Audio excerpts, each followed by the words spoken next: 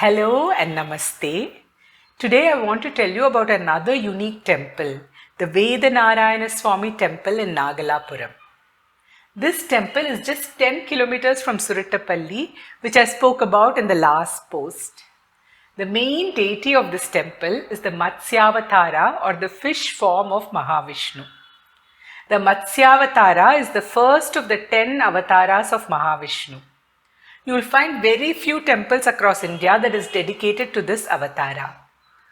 This temple was built by the great Vijayanagara ruler Krishnadevaraya for his mother. His mother's name was Nagamba, so he renamed this place Nagalapuram in her memory. This village was originally known as Harigandapuram. The Puranic story of Matsya Avatara is the story of the great flood, which you find in many cultures across the world. In the Abrahamic version, it is the story of Noah's Ark. The oldest version of the story is from Mesopotamia.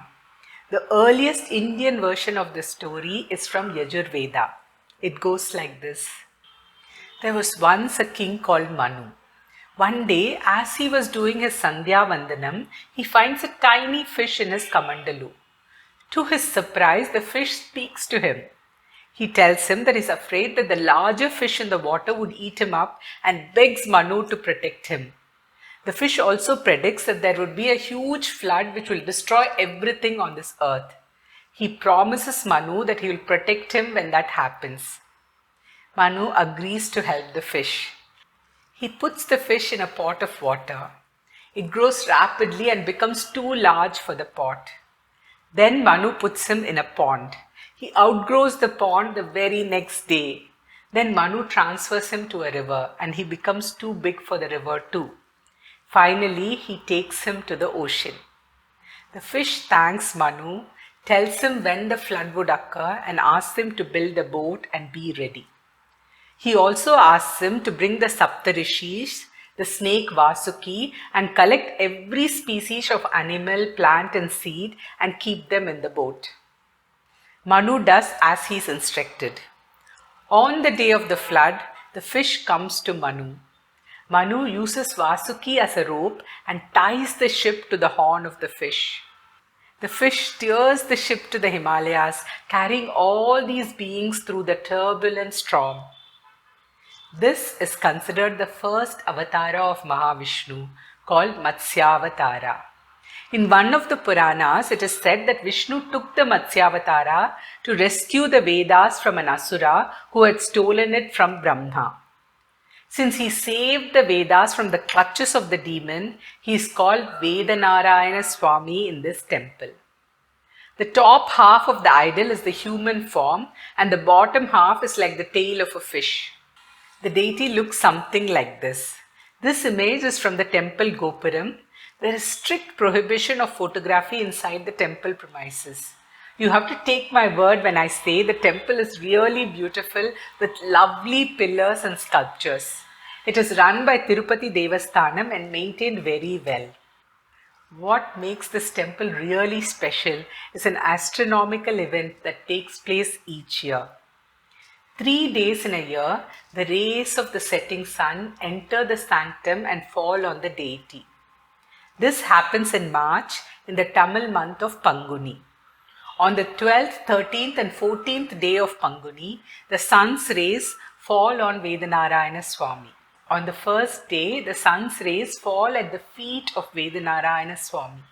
On the second day, the rays reach his navel, and on the third day, it travels all the way up to his head. In these 3 days, it travels from the foot to the head of the Lord. The rest of the year, sunlight does not directly fall on the deity. The sun's rays enters from the Gopuram and comes to the Garbhagraham like any devotee who seeks the darshan of the Lord. It does not come from the roof. Between 6 to 6:15 in the evening, the rays of the setting sun enters the main Gopuram, passes through the Prakaram and reaches the deity, traveling a distance of 600 feet from the Gopuram to the sanctum. On these 3 days, Surya Puja is carried out in this temple. It is believed that Sun God is giving warmth to Vedanarayana Swamy to provide relief from the cold waters of the deluge. This event is described by many people as an astronomical marvel. I would also describe it as an engineering marvel. What is special about the construction of this temple, which allows the sun's rays to fall on precise points of an idol at the exact 3 days of the year, consistently, year on year, for more than 500 years? I am still dumbfounded. The 12th day of Panguni falls just after the vernal equinox, which occurs on 21st of March each year. It is the day when the sun crosses over from the southern hemisphere to the northern hemisphere. It seems to symbolize the sun entering our hemisphere and paying tribute to Vedanarayana Swamy as he enters. So many things about this ancient temple seems to be shrouded in mystery. Most ancient temples have a story that explains why the temple came to be in this specific place. This is called the Sthala Puranam. I could not find the Sthala Puranam of this temple. Why did Krishnadevaraya's mother want a temple built specifically for Matsya Avatara?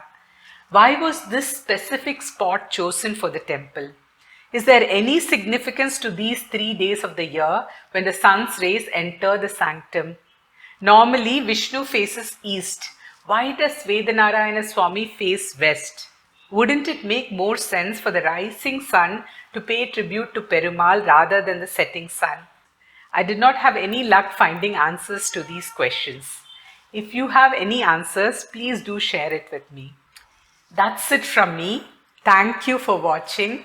Do subscribe and press the bell icon for reminders. If you know people who may have answers to some of these questions, please do share it with them and ask them to post their response in the comment section below. Until next time, Namaste.